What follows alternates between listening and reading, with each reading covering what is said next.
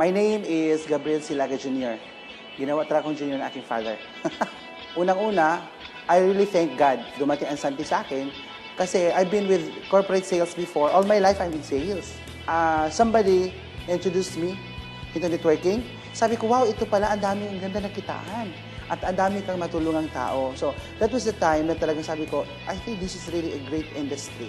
Nag-pray talaga, I really pray hard. Sabi ko, Lord, give me chance talaga to find the best company. Hindi ko alam, I don't have any idea about Sante kasi taga Mindanao ako, somebody called me. Inistudihan ko, I studied the opportunity and I made the best decision in my life. And thanks God, ang daming taong yung nilapitan ko gumaling. So sabi ko, wow, ito hindi to chikaula lang na company. The product, amazing, 37 times mentioned sa Bible. Recognized by science as the most nutritious of all plant foods. Kompleto siya, it's called superfood. So, kailangan niya sa ating katawan. Kasi pag physically fit tayo, we're okay, we can be the best. Ito ang kagandahan sa Sante dahil design na talaga siya for us to succeed. Trinabaho ko, pinag-aralan ko, thanks God, modesty aside, ako po ang naging unang car awardee. Nakuha ko na rin yung aking new Sante house. Maraming mga tao, kapwa natin Pilipino, pagod na tayo sa hirap. This is really the breakthrough we're looking forward na ito ang dapat bawat Pilipino gagamit ng ating produkto. At the same time, nag-enjoy tayo sa mga benefits. Kaya I'm so thankful, unang-una taga kay God. And to my partners, I don't say they're my downlines, they are my friends. Let's be part of the solution rather than becoming part of the problem. Know your purpose in life. We can be dignified, committed, honest, bold, and successful person na kailangan natin sa bawat isa. Yun ang design ni God sa atin. And happy life, syempre.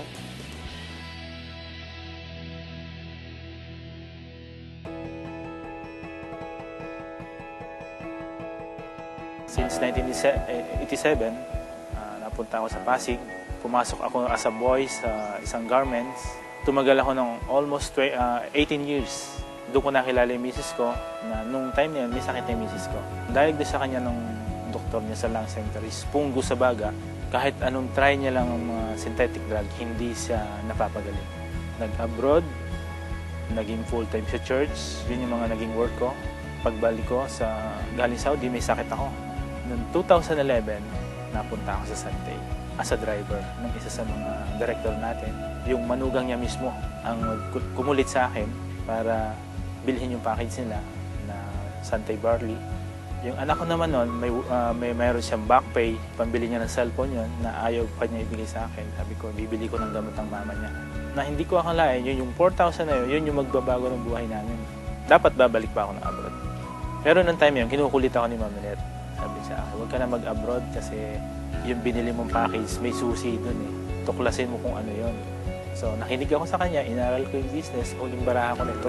Edad ko kasi na 46. Anong papasukin yung trabaho? Kumbaga yung Sante, total package sa same. Once na mag-take sila ng barley, sila na yung magkukusa na magtanong sa'yo ng business. Ganun kaganda yung produkto. Kung sa kitahan naman, sobra, magsasawa ka sa kitahan. Basta sipagan mo. At ang pinakamaganda dito, ang sikretong nalaman ko talaga dito, huwag kang tumigil. Paniwalaan mo kung ano yung nakita mo, paniwalaan mo yung kung ano yung meron ka sa sarili mo, at kung ano yung pangarap mo, kukunin. Sobrang ganda dito sa Sante talaga. Ini-encourage ko ang lahat na gawin ito.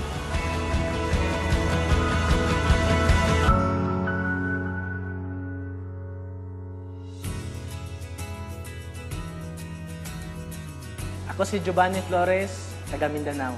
Noong 4th year high school ako, namasukan ako bilang tagaluto sa bakery ng uncle ko. Gusto ko talaga mag-aral ng kolehiyo. So dahil sa mahirap ang pamilya namin, tinaral ko na lang yung bakery. Almost 8 years ko pong ginagawa yung trabaho na yun. Nag-join po ako sa kumpanya na to dahil po sa produkto. Yung papa ko kasi nag-degrade din almost 1 month kasi nasira yung kidney niya. Dahil po sa barley, 1 week lang po, nakatayo yung papa ko. So doon ko nakikita na maganda talaga yung produkto.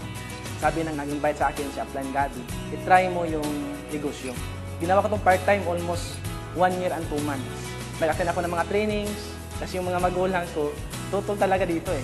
Mabubuhay naman kami doon sa lugar namin kasi meron kaming 7 hektarya ng lupa. No? I believe na kung ano man ang buhay ko ngayon, Yan ang desisyon ko 5 years ago. Kung hindi ako nagsante, hindi ako makasakay ng eroplano. Kasi first time ko lahat eh. Mayroon na akong bahay at lupa. Mga gadgets na pinapangarap ko dati.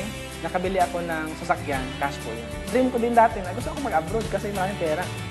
So dito sa Sante, nagpunta kami ng abroad na hindi nagtrabaho, na masya lang. Huwag na kayong magduda pa sa kumpanya, sa marketing plan, sa product. Kasi ako po ang living testimony, ordinary person, naging extraordinary. I am blessed kasi isa po ako sa pinakabata na naging part sa Executive Millionaires Club ng Sante. Kung ano man ang narating ko sa buhay ngayon sa Sante, kaya nyo ding marating. Sabayan nyo na ang Sante International.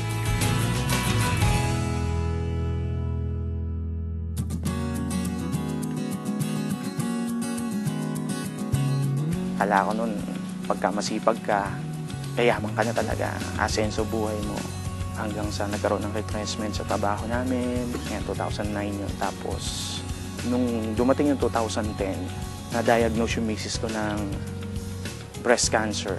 Pagdating ng 2011, umuwi siya kay Lord.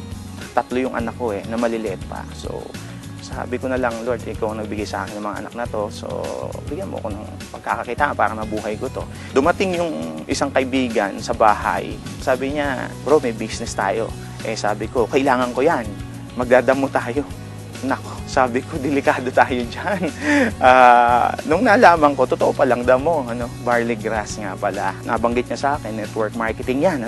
So, pagka alam ko, network marketing, nakausap ka ng mga tao, di ba? Magbebenta ka, so on and so forth. Sabi, paano ko magagawa yan? Bantay bata ako. Nagawa ko siya online. Sa bahay lang. So, ganda nga ako, pinost ko siya sa Facebook. Yung mga gumaling, like si April Boy Regino, di ba? Gumaling ng prostate cancer, diabetes, high blood. So, sabi ko, ang daming tao may sakit ng ganyan.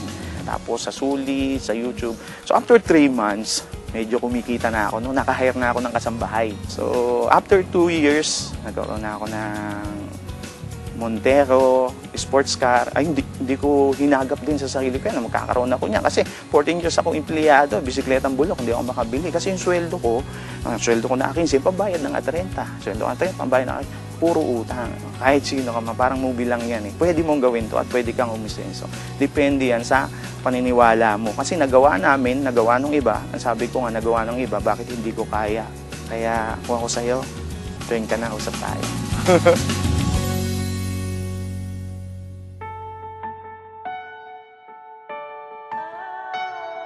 Ako si Oliver Sagawinet, 24 anyos. 11 kami magkakapatid. Lahat kami hindi na nakapagtapos ng pag-aaral. Nagsimula ako na magtrabaho at may age of 12. Gumigising na ako ng alauna ng madaling araw. Titinda ako ng asin, bagoong. Habang puyat, papasok sa school. Pagdating ng alas 4, alas 5, balik ng palengke ulit. Alas 11, may karapatan na ako matulog. Almost 8 years. Araw-araw ganon. 19 ako, doon ko na-discover yung mga sakit ko. May ulcer na ako, hirap na ako sa pag-ihi, may sis ako sa babang braso ko, dumudugo pa. At ang pinakamalala doon yung araw-araw sumasakit ng ulo ko dahil nagkaroon ako ng memory gap. So, yun na yung bayad ng 8 taon kong puyat. Buti na lang, yung bayaw ko mismo at saka yung ate ko, sila yung nakatuklas nung produktong ininom ko. Nagulat na lang ako kasi bigla silang dumating. In just a matter of 1 year, nakapajero sila. Ano nangyari? Dahil sa ako mismo, tiwala ko sa kanila. Pinagkatiwalaan ko yung produkto. And yung pinakanegosyo mismo, inintroduce sa akin. Sa akin parang milagro eh. In just a matter of how many months lang. Nagulat ako kasi talagang lahat ng problema ko sa katawan natulungan. Dahil sa Sante, nabigyan ako ng bagong buhay. Na-transform ako as a total package talaga. And 100% pwede rin mangyari sa'yo.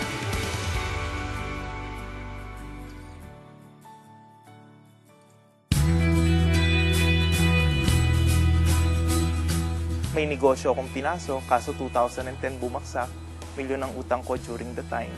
Wala naman akong daytime job.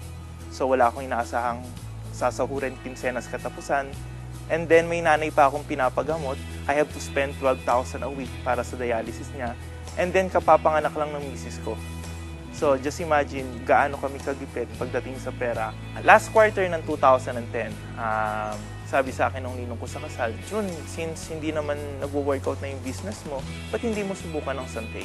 Then pinaresent nila sa akin yung produkto, pinaresent nila sa akin yung marketing plan, pinasok ko siya. Ang nakita ko kasi sa Santay, unlike doon sa traditional businesses ko, pwede ako magsimula ng maliit lang ang kapital. Dati lagi namin pinag-aawayan ng pera, kami mag-asawa. Kahit ayaw namin, pero yun talaga eh. Kasi nai-stress ka sa problema sa pera, so talagang pag-aawayan mo. Pero ngayon iba na. Ang anak ko ay na-enjoy niya yung mabubuting bagay. Nag-aaral siya sa magandang school. And then, because of Santay also, no, yung mga travel namin libre na. In fact, lumalabas kami ng bansa thrice a year. No, yung pera ay hindi na namin pinag-aawayan. Pinag-uusapan pero hindi na pinag-aawayan. Right now ba, are you living your dreams or just living your life? Halos lahat ng tao may pangarap. Pero sad to say, karamihan sa kanila, they are just living their life. Alam mo yun, parang wala lang choice kundi mabuhay. Pero ito yung good news ko. With Santay, you have the chance to live your dreams. Ako dati ganun lang din eh. Yung buhay ko, survival.